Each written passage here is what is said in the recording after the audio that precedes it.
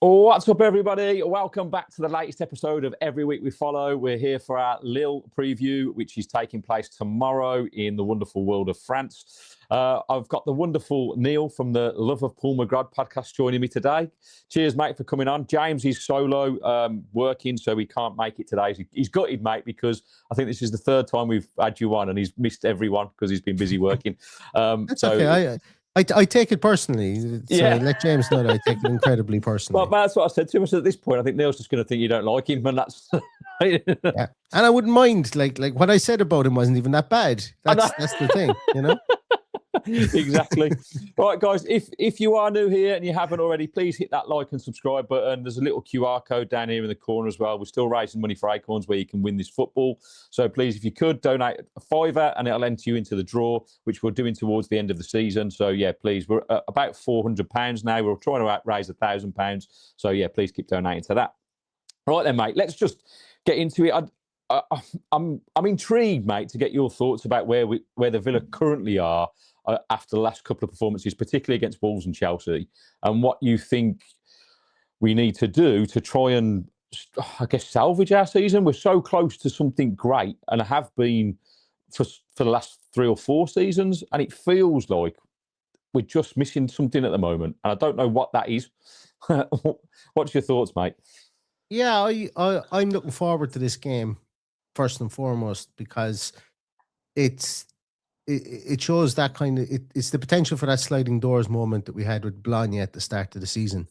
Things weren't going great. We have a workmanlike performance against Bologna. We have an easy win against Bologna, and then all of a sudden we go on this massive winning streak. I'm not going to say that that's going to happen here, but I think the change of pace from not having to worry about being chased by Liverpool, Chelsea, and Manchester United like we have been over the last 3 or 4 weeks, and now being able to worry about looking forward to what's ahead of us, like the winning or the losing of the Europa League, whether we do or don't. And personally, I don't think we'll have enough in the tank to win the tournament itself. I've said it in a couple of podcasts now, and at the start of the season, I wasn't too bullish on winning it, but I think the fact that we're able to look, everything in this is looking forward. You're not worried about other teams' results. You're just looking forward in this league. Okay, you win this game, then blah, blah, blah, you know, so you can set out your own path. I think that change of mindset, I think, would be good. Spoiler alert, I think we're going to win in Lille. I think we're going to bring something back.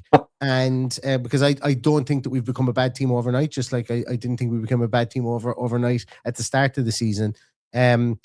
But I think that there can be a lot of recalibration that can be done in Europe and European games, and we need it to happen. And it's about going out and doing the right things in the right way, in potentially a slower environment as well in the Europa League to take things forward then towards Manchester United in the league. But I'm looking forward to it.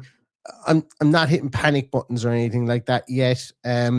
I just think we're going through a bad stint, just like Liverpool are going through a bad stint, just like nobody's tearing up trees. They've just been tore up a couple more than we have over the last few weeks. But the weeks previous to that, we tore up a ton more than they did. So it's kind of swings and roundabouts for Aston Villa this year, and we're just in one of those roundabouts at the moment. We need to get back on that swing. Yeah, absolutely. I think for me, I completely agree with the terms of it. It feels like it's just a bit of a bad blip like we had at the start of the season, and we can turn it around. I think we're at the business end of the season now, right? So it's not even as if form is important now. For me, it's about the sheer desire and will and passion of these players and how much they want it to go out there and put in some level of performance that gets you over the line. This is what good sides do, right? You know, because if you're going to win a trophy, or if you're going to finish in the Champions League spots, right, it's about who wants it the most at this point. And I think if you look through the history of the Premier League or the history of European competitions, there are always 1 or 2 teams when you get to this point of the season that just start to kind of put results together. Not necessarily like Olympiacos. Yeah, Olympia. Do you know what I mean? And no, they no business winning that Conference League. They just got hot at the right time. Yeah, right, and that's all it is. So I just, my concern is that the Wolves and the Chelsea game, like it felt so flat, mate. It felt like there was no real drive or people not taking responsibility, you know, and I know that we're missing that core of midfield, and that's the big kind of talking point for, well, you know, we've any team would miss Kamara, Tielemans, and McGinn, and I don't dispute that. I think I was expecting someone within that squad, whether it be Ezri Konsa, Tyrone Mings, and Anana, Emi Martinez, Ollie Watkins, these experienced players that have been in with Unai for, you know, a fair few seasons now, to step up to the plate and galvanise us and get us going, similar to what McGinn does, because it feels like we've been overly reliant on that. He's been the driving force of that kind of, just come on, guys, let's chase everything down, let's press, you know, and without him, that hasn't existed in the last few games. So I just worry that, like, because I think on paper we should go to Lille and get a result. I think if we turn up, even with the squad that we've got, you know, looking at who's available, you think, well, yeah, if everyone puts in a shift, we've got a chance. But my concern is that hasn't happened in the last few games, and you know, I think mainly because Unai Emery is stubborn and has refused to make any kind of changes. You know, and I just think for the likes of Ollie, just to get him out of the firing line for a little bit and give Tammy some minutes, and you know, maybe play someone. I know Ross Barkley's not in the Europe squad, but in the league, certainly give him a chance to play in that 10, and just, you know, potentially include Alisson a little bit more. Now he's been on with Sancho. You know, just try something different, because the Bailey Watkins scenario, for me, they've been really poor in the last few games. You know, and they haven't contributed anywhere near what's required at this stage of the season. What are your thoughts on that? Yeah, I agree. I don't think that Unai Emery has had the ability to make as many changes as people maybe think he has been able to. But I agree that changes need to be made. And spoiler alert for coming up later, I've already given you my team, and I think there will be changes. And I do think Tammy Abraham will start this game. I think we're at the point where we need to see Tammy Abraham from the starting games. I think this is the perfect game for him. I genuinely do. I think that, you know, and we'll get on to talk about Lille themselves in a moment, I suppose. But the big thing for me with regards to Tammy Abraham is going to be used to playing quote unquote European style of football from being in Turkey and from being in Roma. And no matter what way you want to look at it, the pace is slightly slower. It's not that it's slower. It's not that it's pedestrian or anything like that. But you know what I mean? Yes, I do. It's more transitional. It's not helter-skelter. You know, like that Wolves game. When we played Wolves, it was a case of the second you lose the ball, boom, it's up the other end of the field. And you're like, Jesus. And it was not pretty. And one of the things about the Premier League currently this year is it's not been pretty in it, like not just for Aston Villa. Most games, like it's mad when you have a game that's anyway decent, it's spoken about for a month, and that shouldn't be the best league in the world. Every game should be pretty decent, and it's just not been the case. So anyway, getting back to that was tangential, but I think starting Tammy and stuff like that will help. I think that you mentioned about missing those three guys. I absolutely, and you mentioned McGinn. I've long believed that the biggest loss was McGinn, because even when we started our upturn in form at the start of the year, bringing McGinn back, like McGinn playing on that right wing, bringing him into the 6th position. I think he scored against Fulham, I'm not mistaken, at the start of the year. He was a catalyst. He got a couple of goals at the start of the year. He drove people forward, and we don't have that now. And it's long been an issue whereby we have good leaders in the team when the leadership group is there together, but when 2 or 3 people are injured from the group, when we get onto the field, it is a bit rudderless, whether it's Tyrone Mings, whether it's Emi Martinez, or whether it's been Ezri Konsa in games gone by just recently. It has been rudderless. There's no change of pace from a leadership point of view. And that is concerning, you know, and that is something that can only come from the players themselves. But I do still believe, though, that this game, like a win, will rise an awful lot of boats in this team, because I think that they are a team that feeds off positivity. I think they are a team that feeds off. I mentioned there that having everything laid out in front of you, and the fact that Liverpool, Chelsea, Man United are chasing us. I think now, if there can be a recalibration, that we become the chasers of Manchester United again. That's because we're really good chasers. Last year we chased down the league to nearly. We really are. It's Cheltenham stuff here, you know. Like it's Cheltenham week. We're really good chasers. We can chase that. We chase down Man United, or we chased down teams to get into the top 4 last year, and we would have got in there only for a brain dead goalkeeping decision and a brain dead refereeing decision in the last day of the season. We chased down teams to get 7th place to when we got into the Conference League. We are super chasers. We really are. We're not great at fending off from behind us. And that's something the team needs to learn. But maybe if this mindset can be right, we're chasing Lille in this game. Then we go back into, we play United, who we are chasing now in the league. Can that be that mindset? We're probably better underdogs than we are leaders. So I'm willing, like it's a big 2 games. It's a big week for my chaser theory to either come to fruition or fall flat in its arse. Well, absolutely, Matt. I think my point there, I don't disagree with that. I think my concern is the mindset, as you just touched upon, because obviously those people that are supposed to be stepping up in place of those 3 that are missing, Konza, Mings, Martinez, or even to a point Ollie Watkins, that there's been a couple, like Konza after the Wolves game, calling the fans dickheads. Watkins coming out now and saying it's hard to see on social media that fans have got opinions, and it's kind of it's hard to see sometimes. It feels like a little bit of a swipe, doesn't it, at the fans? And you go, the Konza one does. I don't agree with the Watkins thing. Watkins is allowed to say that. To say, listen, I read stuff, it affects me. Yeah, like that's just his human nature. He's not allowed to turn off his brain. But the Konza one was right. Like I struggle with the Konza one big time, and I don't go to away game. Like I struggle with the fact that we're in a poor run of form. We're not in a ridiculously poor run of form. Like we're not Spurs, and to go to the fans in that instance, I was like, I don't know about that one, and I'm still a bit salty towards him with regards to that. And I'm not even a home and away guy, So I can understand why fans could take that. Now, I didn't know what he said. I just saw him go to it. So if he did say that, he should have probably been reprimanded by the club.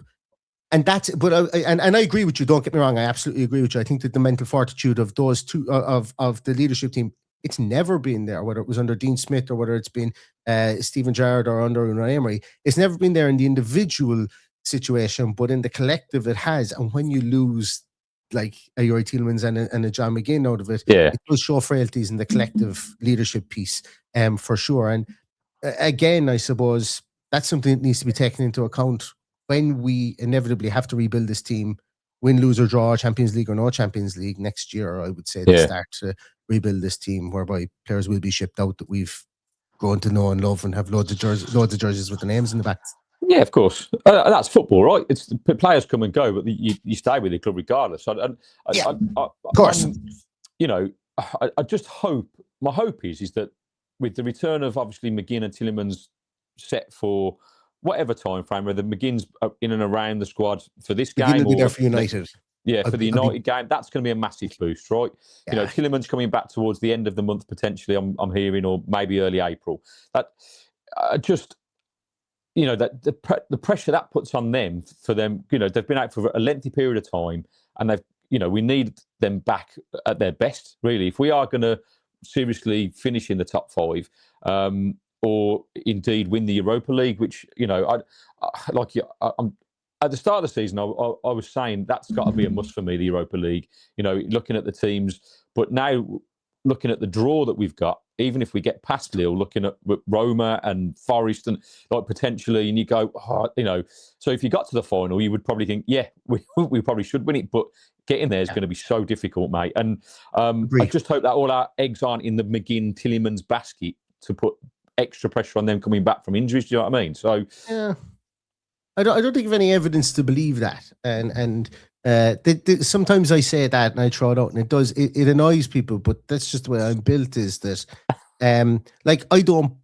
There's a lot of times whereby somebody will say, ex-manager has lost the dressing room, or just something along those lines, and I'm like going, well, that didn't just happen yesterday. So we would have evidence of that happening over the last 6-7 months or whatever the case is, because it just doesn't happen yesterday. From the point of view of trying to get ourselves in the headspace to kind of win a cup, we haven't done it. I don't have any evidence to believe that we will do that we will go and win a cup like Aston Villa don't. We're having a 30-year celebration for the League Cup winning team in Dublin on the 28th of March, and that's 30 years since we last won a cup.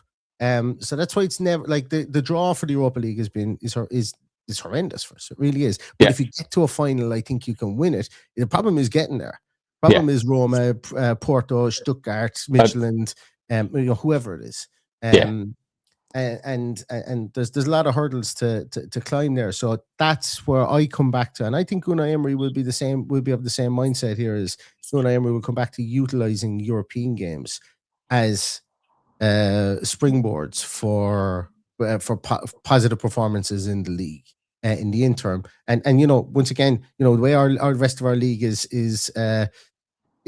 scheduled out, it's really after the it's really after the international break.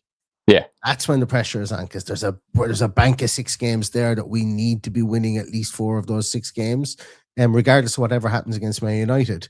You win 4 of those 6 games. Liverpool, Chelsea, Man United all have to play each other, all that kind of stuff, and they all have difficult games as well. We can set ourselves up there. But it all starts with getting good performances in this game tomorrow in Europe, and then carrying that on into the league. Yeah, mate. I hope you're right with that. I mean, this could well be the catalyst. I'm hoping that with no game at the weekend, that the players have had a decent rest. Looks like some of them have had some time off and been able to go away and maybe recharge and reset, and they kind of come into tomorrow's game with that exact mentality, right? Because form guide wise, Lille, let's talk a little bit about them, because you mentioned a little bit off camera that they're not the Lille that we faced maybe 2 years ago in 2024. They have, 100%. However, in the last 5 games, they've lost 1, won 3, and drew 1, which is obviously slightly better form than I've had. But again, looking at the standard of opposition, Angers, Nantes, and like you said, I think off air that the Ligue 1 is not been of the standard that it even was last year or in previous seasons. So I don't know, you read that into your will. And obviously for us, we've last 5 games, won 1, lost 2, lost 3, drew 1. And that in terms of, if I think about, when I go over the performances, I would say Brighton was very lucky where we won 1-0 with that own goal. It was a very scrappy game. We didn't really neither team looked up for it, if I'm honest.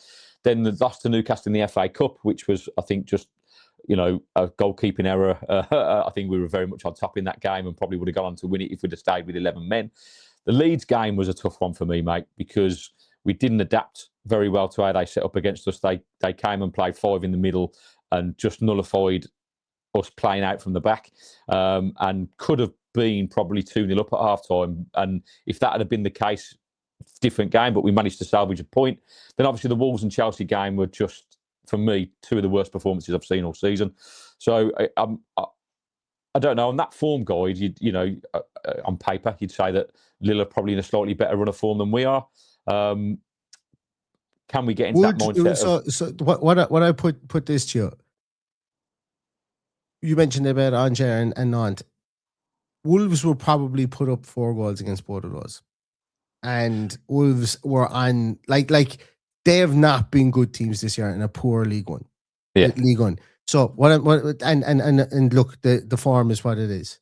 But I certainly don't. I kind of find it difficult under Unai Emery, because past isn't prologue with him an awful lot from the point of view of the streakiness that this team tends to go on, and they always tend to go on a streak after they've been absolute dog rough. So there is a recalibration. Now I'm not putting all my eggs in that basket, but again, I've seen it every year. Every year we've had Unai Emery, we've gone on streaks, we've been dog rough, and then we've gone on streaks again. We did it, and can that last forever? I don't know. I've got no magic ball. So when I look back at the form, I don't think it's prologue for this Lille game. I don't like when we talk about Lille not being the Lille of 2 years ago. Just to throw out a few names: Lucas Chevalier, the goalkeeper, had 2 blinders against us in those Lille games. He's gone. Rebi Cabella, midfield, Angel Gomez, midfield, Andre Gomez, midfield, Zegrova, Goodmanson, Jonathan Davids, Diakate, Delaney Yoro. They're all gone from Lille since we last played them. Wow. That's some array of players are all gone from Lille since we last played them.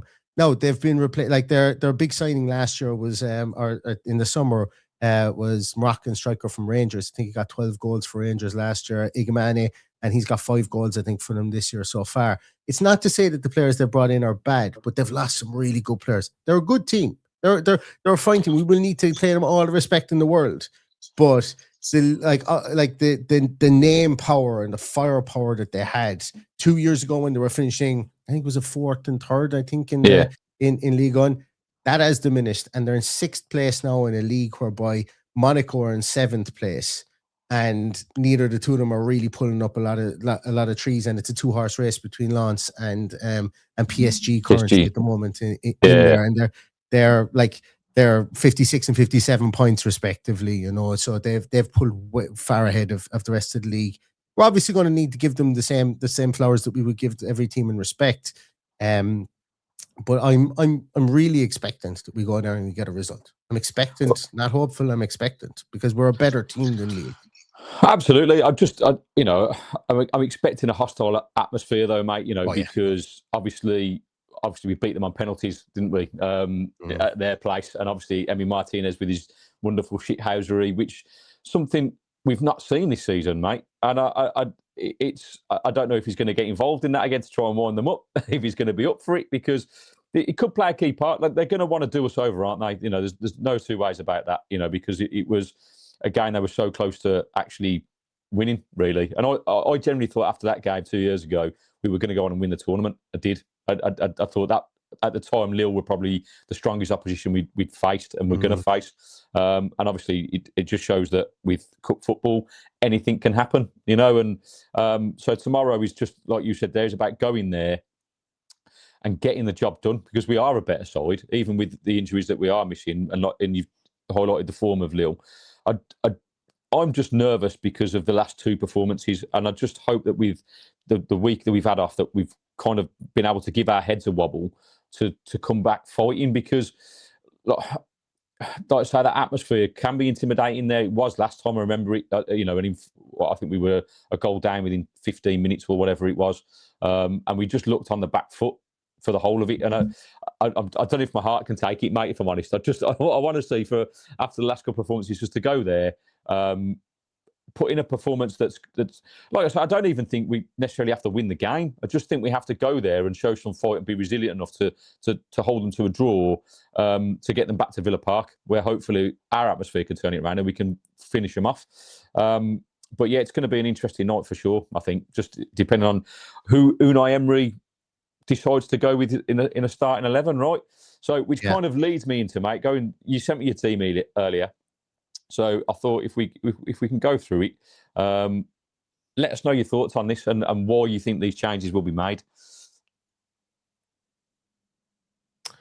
Yeah, so I think, look, I don't think there's a whole. I suppose if there's one change I would make to this team here is maybe Matty Cash is wrapped in bubble wrap for the weekend. Yes. I think from that point of view, and the reason being is because, look, he's coming back after whatever it was, a calf strain or whatever. Well, mate, I bumped into him in Birmingham City Centre on Saturday, and he was moving okay. And I said to him, mate, one last push, and then he kind of skipped off a little bit, and I was like, okay, he looks all right. But that was just walking pace. But we'll hopefully, fingers crossed. Or maybe he just was really interested in running away from you. I don't know. I don't know. Mate, I think that's probably more likely. But do you know what? I wouldn't be surprised. Like, I wouldn't be surprised not to see him in there, but I wouldn't be surprised to see him in there. I think Pau Torres comes in because I think for European games, you know, just and maybe there might be a slower pace to it. You know, there might be a bit more transitional build up. Just having him in there, somebody who can pass. Oh, sorry, I have a fire alarm going on in my house, going off my house here. So I need to check to see what the hell's going on. Yeah, go and check that out, mate. So Neil has just had to evacuate the building. We shall hopefully bring him back. We'll bring him back in a sec. Anyway, so we'll let Neil come back and talk about his team. He's back. Here we go. Let's get him back to the stage. There you go. Toast. Toast. There was no fire in my house anyway. That's fine. I'm alive. Yeah. But yeah, so what I was saying there was, I think Torres coming in to dictate play a small bit more. I think that would be better for the likes of Douglas Luiz in there, who's tried to do it. He's not been the Douglas Luiz of 2 years ago as well. When I No, he hasn't. He'll not be in that team. He's not been that. I think Digne's going to be in there, going back to his old team, if I'm not mistaken, and Lille goes back there. And I just think, again, for more of a measured style of play, I think he'll be in there, and then they'll bring Maatsen on to run the legs afterwards. Yeah, that makes sense. I don't know who, like Alisson, you made a good point about Alisson. I forgot all about him. Maybe he starts Rodgers in central instead of Buendia and puts Alisson out in the left. Again, I just think European football will suit Buendia a bit more. And then Tammy Abraham up top, because we need something different up there. And I think a bit more fox in the box mentality, like out of Tammy Abraham works. Right, the Tammy thing's really interesting for me because I've watched him the last couple of games at home against Leeds and Chelsea, and just warming up and his general. And honestly, he looks like he's itching to get on the pitch. Right, he's kind of stood there giving daggers to Unai Emery, like at 60 minutes or so, and it hasn't happened. And so I really hope this happens, mate. I hope that Emery gives him his opportunity and he proves that it's the right decision, because he's managed to come on and influence games with very little minutes under the belt. Do you know what I mean? Like, Emery's made changes at either 70 minutes or 85 minutes, and he still managed to kind of come on and just put himself about a bit. He just offers a little bit more than Ollie does at the moment, and I think that's what the fans need to see. I'm always talking from a fan perspective, right? So that forward four for us, like you say, we've had this bit of a blip. But before that, when we played, I'll go back to the Fenerbahce Newcastle games, right? That Fenerbahce performance for me was outstanding. And I thought in that Rodgers, Buendia, Sancho and Watkins all were linked up really, really well. And that followed up into the Newcastle game, where we played some lovely 1-2 two-touch stuff on the edge of their areas, carved them open, right? And we had a Newcastle fan on for the preview of that game, and he for the review of that game, and he was like, best side we've seen at St James's Park this season by country mile. And that's only like a few weeks ago. Now, obviously, we had Tillman. That's when Tillemans got injured in that Newcastle game, and that was the final nail in the coffin for us, probably. But I think when you look at that ability to do that to teams, like, that's what's been missing. Like, we seem to have slowed the play down a little bit, and we seem to be recycling the ball a hell of a lot more. And I don't know if you've noticed this, but instead of at the start, when we were going on that 11-game winning streak, right, we were playing in and around the 18-yard box, right, and we were creating space on the edge to kind of get those wonder strikes away. And now it feels like there's been a shift. And I've noticed it where we're trying to get to the byline almost to pick out somebody in the middle. Like, but having watched Ali play all season, he's not making the appropriate runs. I've watched that kind of movement either go to the near post and the ball goes to the far post, or he pulls off to the back post and it goes to the near post. And you just go, okay, what are we trying to achieve here? Because there's been moments where there's been shots available and we've just tried to play that extra pass to get to the byline to cut back to who exactly. So I don't see the pattern of play, what we're trying to do at the moment. And I think Sky Sports, they broke it down brilliantly in terms of, they were talking about Ollie, but they were talking about in terms of chances, big chances created, which I think is something like 38 in this season compared to what we had in previous seasons, which is considerably more. And I just don't. I'm hoping that Tammy brings something a little bit different in that we can get back to playing in and around that 18-yard box. But it all depends on freeing Rodgers up. That's the key, right? And so you mentioned about Dougie not being the Dougie of 2 years ago.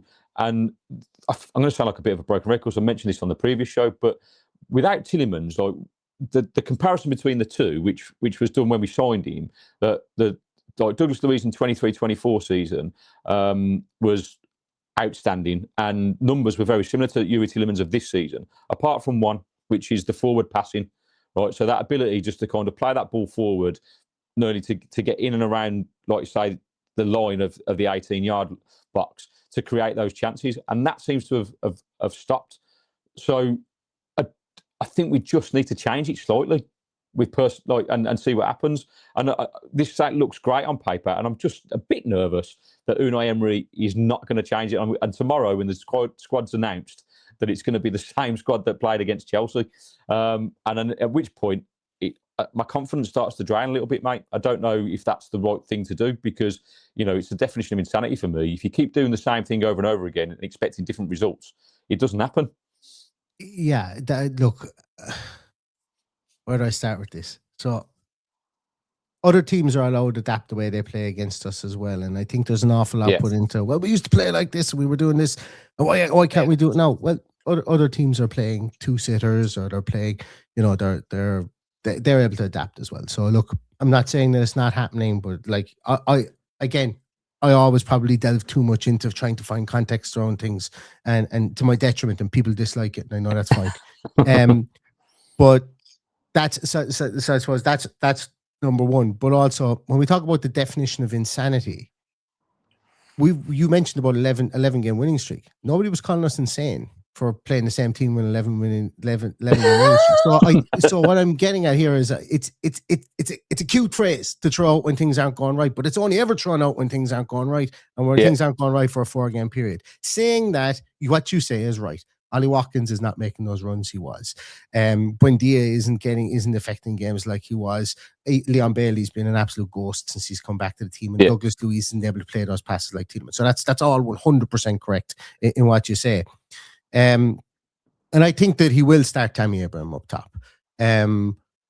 Also, I don't think that Unai Emery cares whether Neil Dunworth or Gary Bennett's confidence is affected by his team sheet, either, as long as he has confidence in the players. But it is getting more difficult to see. Like for me, I know you've got to hang up on Ali. For me, my hang up is Leon Bailey. I'm like going, the thing is, neither of the two players are coming from a place of not wanting the team to progress. I like the two of them would love nothing more than for Aston Villa to win the league and win the Europa League, and it's no apathy from that point of view. It's just specifically for Leon Bailey. For me, he's been given this chance. He's come back from Roma. He's in the shop window. Like, where does his career go from here? And what has he achieved at Aston Villa? He's had that one good season. From an Ollie Watkins point of view, if he goes, where does his career go from here, and what has he achieved? And he goes, well, I broke the scoring record for Aston Villa. So at least he's got something hanging his hat on, and things aren't going right for him, and he will get a move. Yeah. So for me, the frustrating part is when we see Leon Bailey in there and pushing this forward to Manchester United, again, with the John McGinn piece. I don't know if John McGinn's going to be on the bench tomorrow. I don't expect it. But the difference here between starting Sancho, or maybe an Alisson, maybe if, like, I would love him to start Sancho, Rodgers, Alisson. Oh, it'd be amazing, mate. That it would just be like, okay, what are we going to see here? Again, I don't expect it to happen, but I expect to see Alisson get minutes. But mate, when you say that genuinely excites me. That says that we're going to go and try and win the game. It's always the case, and regardless of whatever sport, but the guy in the bench is better than the guy that's playing always. I'm a Cleveland Browns American football fan, and the backup quarterback is the best player in the Cleveland Browns team. Like, every single year, the backup quarterback is the best player. That's not to say that any of that is wrong. I agree in this instance. As I say, that Tammy Abraham should be starting, and I agree that Alisson should be starting as well. And if we push this forward into the Manchester United game, could you think the difference between, maybe you've started Sancho, he's had a decent game, Villa are maybe 1-0 up, or maybe it's 0-0 on the 55th minute, and next thing, all of a sudden, John McGinn's big arse comes down, or puts down his tracksuit bottoms over that, and then next thing, he stands on the sideline, and before you know it, in the middle of Old Trafford, the 6,000 Aston Villa fans start screaming Super John McGinn, and he comes on the field, as opposed to Leon Bailey coming on the field, I think it's so finely on the knife edge now at the moment with regards to our season. I think little things like that. I'm not a big believer in body language and stuff like that, but specifically in the sporting field, because you're only ever an Anthony Kinski bad pass away to somebody passing the ball and having an open goal to put the ball into, and next thing, all of a sudden, your body language is completely changed. So I think that there's fortune in that. But John McGinn coming on like that, raising an away fan base, having that effort, running around like a lunatic for 30 minutes, that's what we need. And while it doesn't pertain to this Leeds game, the changes that you want, I think, is exactly what we need, and the changes that we all hope for are exactly what we need. So I know I started off going on about, you know, this, that, and the other, and whatever else, but I do agree with you, and I agree that it's what we needed, but I think that it should be tempered with 1 or 2 changes as opposed to 3 or 4 changes, I think, you know, so that we create some sort of stability. No, I agree, mate. I think it's the 1 or 2. I agree with Leon Bailey, and for me, I think we need to take Ollie out the firing line, because just to kind of reset, because for me, regardless of all the things that we've just discussed, like, on going forward and just getting over the line now, like, I understand, like, criticism from, you know, it's everywhere, right? And it's difficult for players to kind of, you know, that they're only human and watch this kind of stuff. It's great that they're watching. So, Ollie, Leon, if you are by chance watching us, right? Again, my opinion means nothing. This is all for my entertainment. This is from my personal kind of passion about the Villa, right?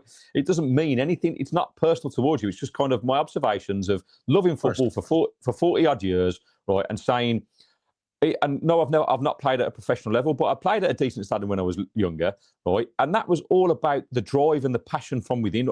Every coaching or decent coach I had was about, right, you're going to have good times and bad times when you play football, right? It's going to go for you, and then it's not, right? And it's all about just showing up more than anything. And I think from a fan perspective, all I want from every Villa player is 11 John McGinns, mate. That's what I want. Because they're all good enough to play in the Premier League. They're technically great, gifted people, right? So for me, it comes down to the personal individual that goes out there and can put aside that, yes, I've got this massive ego, or I've got, you know, a multi-millionaire, got everything I could ever want. So can you just show us this bit of desire and passion that got you into the position that you're in? Because if you do that, like, you're not going to get any criticism. I don't know any Villa fan that's going to go out there and start criticising players that are giving 110% for the shirt. Look at all the legends of Villa: Paul McGrath, Ian Taylor, right? Dalian Atkinson, Dwight York, Mark Bosnich. These were players that just went out and wore their heart on their sleeve, mate, and just, you know, put everything on the line for the club, even if they weren't fans. Now, I don't expect these players to have the same passion as I do about the club. You know, they're there to do a job, but mate, they get paid enough, and their mentality as professional athletes, for me, should be one of just that, being professional, of turning up and doing an absolute bare minimum of showing that you care about what you're doing.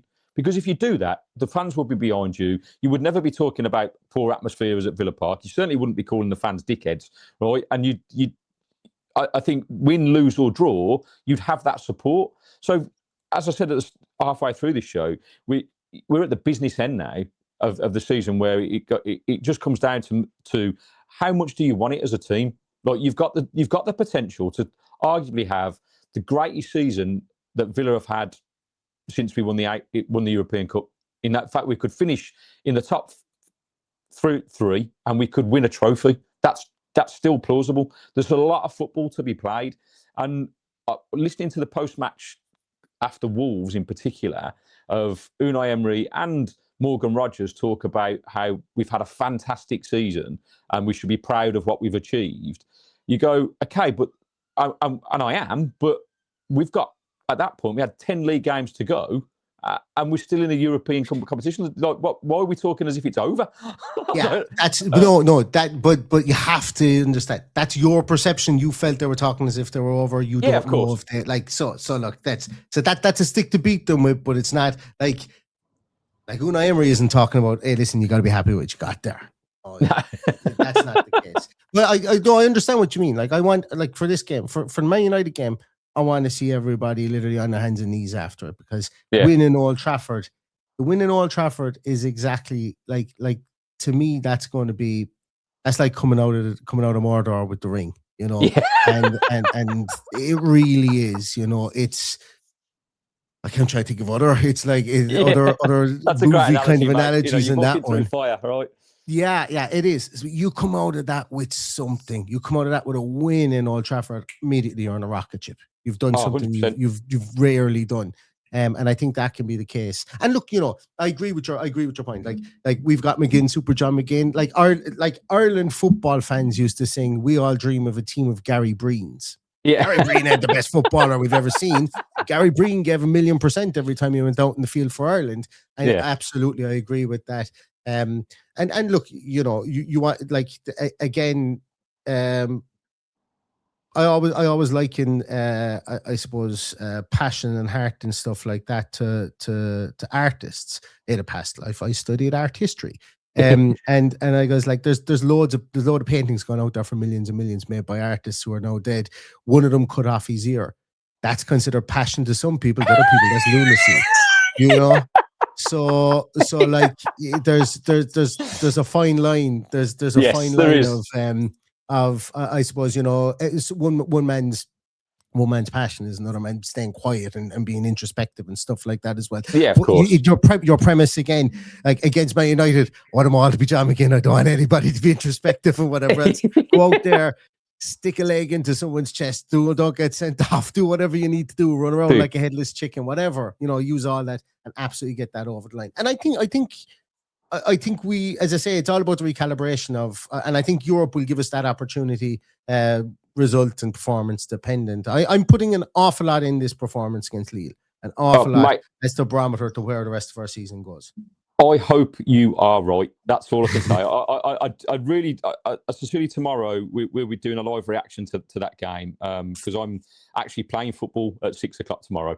So I'm going to go and run around and try and get some of the frustrations out. And I hope I'll get back for like the second half and we're all good. I mean, I'm going to record it, so I'll watch it kind of when I get back. But I just want us to, like you say, if we can get it to be the catalyst, then, you know, 9 games left in the league to go on, and, you know, there's no reason we've got to, compared to the Chelsea running. That's, if we're talking about hopes of actually finishing strong this season, Chelsea's running is really difficult. They've got to play Liverpool and Newcastle, and, you know, and you know, it would be not. We've got the opportunity to get to our last 2 games of the season, to already be qualified for the Champions League by the time we have to face Liverpool and City, which are obviously arguably could be 2 tough, will be 2 tough games.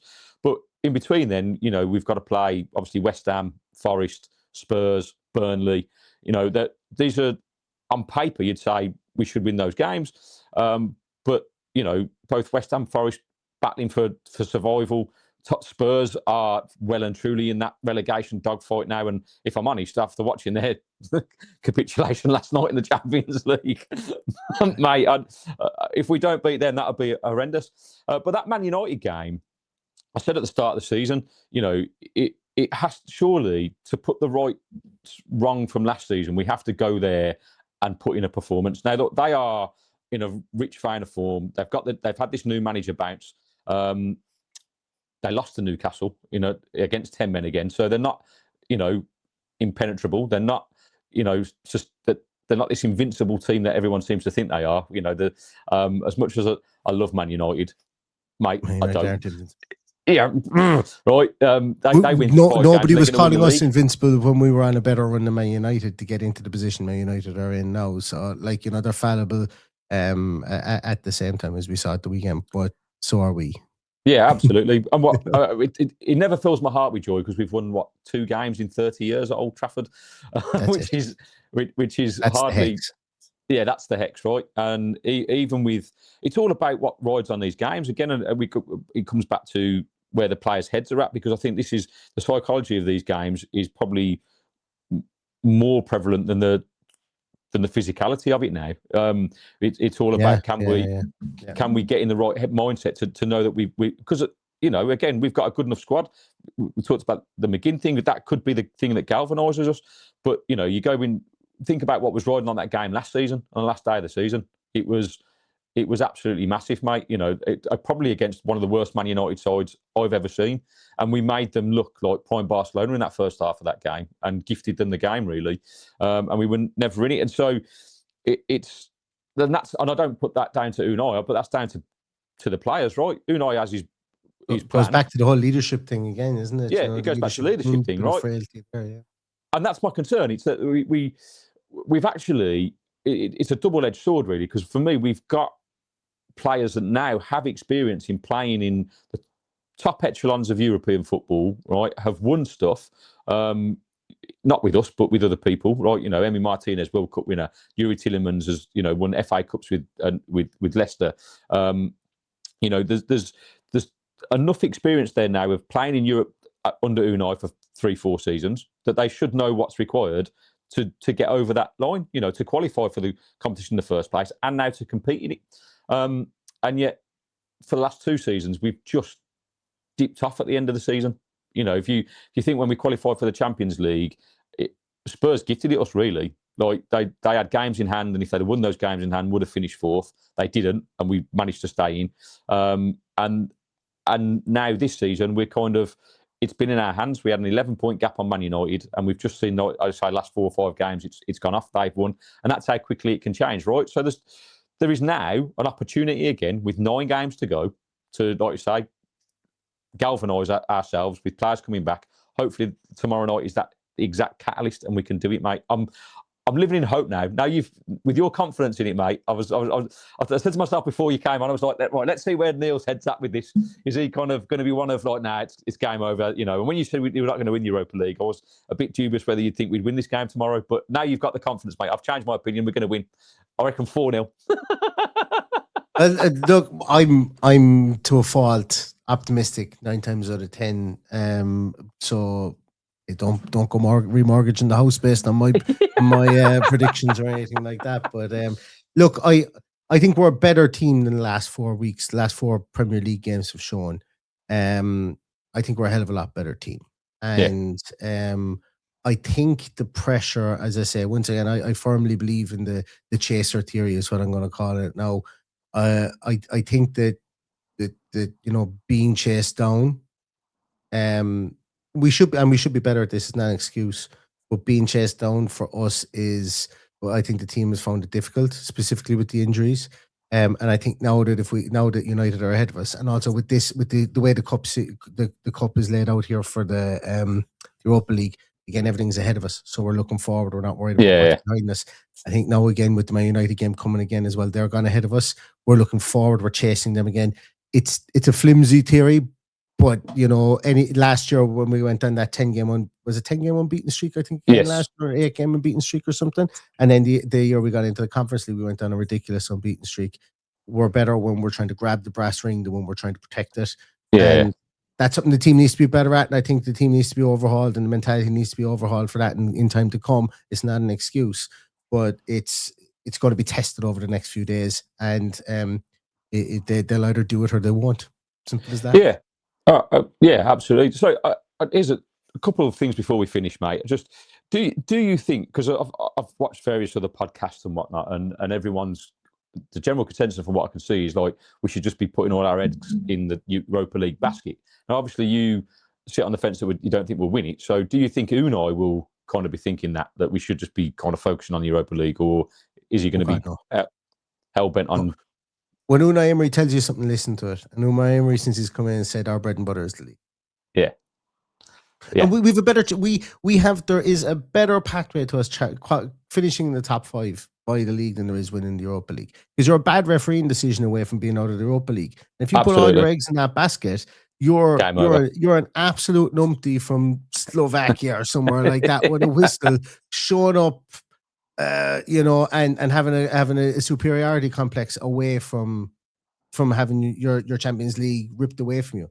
Whereas with the league, we're still 3 points ahead of Chelsea. Like I fall into the trap of going, yeah, we got to keep Liverpool behind us. But we're still 3 points ahead of bloody Chelsea as well, So we've got 2 teams behind us. They have to leapfrog us, and we have an opportunity the week after to leapfrog and United. So the league for me, and remember as well, we played Liverpool the second last game of the season. We need to be 6 points or 7 points ahead of Liverpool on that last day. That's the goal.